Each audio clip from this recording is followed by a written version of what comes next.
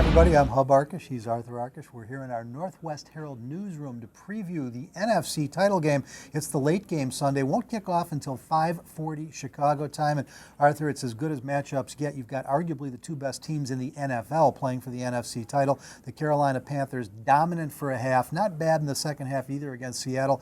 Arizona struggled big time with Green Bay. What does that mean to the Cardinals as they now go to Carolina? Well, I thought Arizona's struggles actually started with Carson Palmer. Surprising. He was an MVP, not the front runner. That'll be on the other side in Cam Newton, but looked a little bit off. He was dealing with the finger injury. We'll see if another week of rest helps that situation, but that's obviously going to be a key for Arizona. They're a pass-first offense. They like to push the ball downfield, and if there's any weakness of the Carolina defense, I think it's in that secondary. Yeah, Palmer threw 2 picks, could have been picked 3 or 4 more times, and Green Bay does not pressure the pocket the way Carolina does. When you look at the Carolina defense, maybe the best pair of defensive tackles in football right now, K'Wan Short and Starlo Tulele coming from the inside. Charles Johnson, Mario Addison will come off the outside. That could be a problem for Carson Palmer. Yeah, and he's not exactly the most fleet of foot, so that's certainly something to keep an eye on. And Arizona's offensive line is kind of average, I think. Had some issues with some of the pressure packages that Dom Capers brought last week, so that's going to be the key. There's no question that Short and Latatule, I don't know if I said that name right, but he took over the game from the outside last week. The Packers, Dom Capers had a really nice plan for David Johnson. They slowed him down. We know he can be explosive at any time, but another place where Carolina gets a big edge, maybe the best pair of linebackers in the NFL in Luke Kuechly and Thomas Davis. So you got to think Arizona could struggle to run the football a little bit too.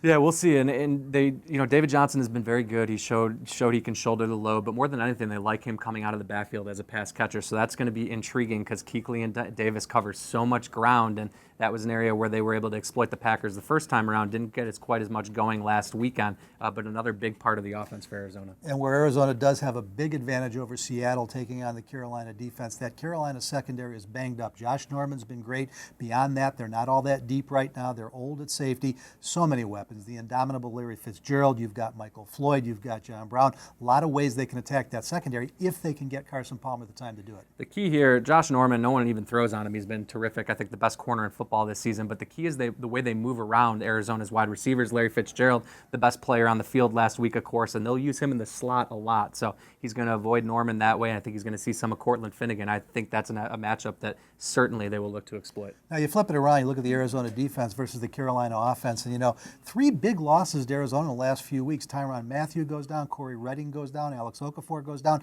Still plenty of talent left, but they will struggle to rush the passer. They're not nearly as good as Carolina at it, and you know what Cam Newton can do when you give him a choice of staying in the pocket or coming out. Right, he's shown that he can operate from in the pocket, but still so dangerous. That's going to be the key for defensive coordinator James Betcher. He doesn't really have the horses to get pressure with 4 men, but I don't know if he'd want to anyway. He's the most blitz-happy coordinator in the league, so we'll see the way that Carolina's offensive line, which has absolutely played over its head this year, is able to defend those pressure packages and whether Newton is indeed kept in the pocket. Arizona top 5 run defense, obviously the #1 running game in the NFL in Carolina. Jonathan Stewart, the time off, looked to do him well as he played very well against Seattle. They're going to have to stuff the run. That's where, believe it or not, they miss Matthew a little bit, who was that rover coming up and playing in the box. Yeah, no doubt about it. And Jonathan Stewart, you said it, missed the past 3 games of the regular season and certainly had fresh legs. It's reminiscent of what he did down the home stretch last season when he was kind of their closer from the first snap against Seattle. Obviously, the 59-yard run set the tone for them, a really physical downhill runner. So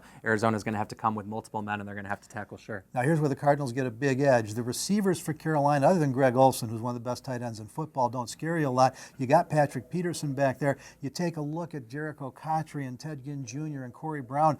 Definitely the advantage to Arizona in the secondary, but that hasn't bothered Carolina all year long. Yeah, and that's because Greg Olsen has been so great, and they've kind of unearthed these gems like Philly Brown or Cotchery, whoever else it has been. So much like Josh Norman on one side, you can assume that Patrick Peterson is going to take Ted Ginn out of this game. It's going to be up to those other weapons in Brown and Olsen to try and take advantage and make sure Carolina can get it going through the air. 2 great coaches new to this stage. You've got Bruce Arians, everybody's favorite, made some mistakes last week in what he decided to do and then defended it afterwards. Ron Rivera, his team struggled to hang on to that big lead in the second half. Yeah, with Arians, it was just that second down throw. He gave Green Bay the extra 35, 40 seconds they obviously needed to force overtime. With Ron Rivera, it's pretty tough to keep a team playing at that intensity for 60 minutes, but certainly he'll have his faults too. So new to this stage, but they've been two of the best in the business for the past 2 or 3 years. You expect it to be frontline coaching for both of these clubs. We know it's going to be the Cam Newton and Carson Palmer show. The question is which defense has the playmakers who will show up.